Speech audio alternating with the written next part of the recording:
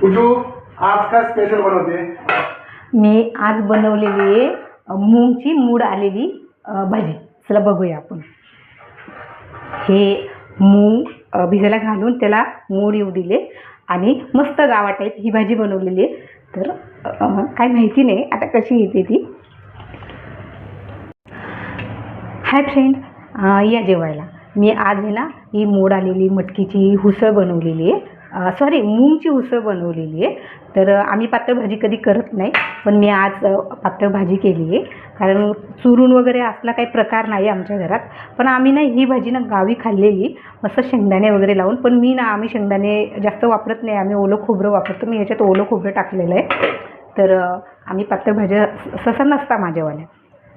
तर ही भाजी गावाला खाल्ली होती. तर आय होप मिस्टरांना आवडेल, कारण माझ्या जास्त सुक्या भाज्या टिफिनला वगैरे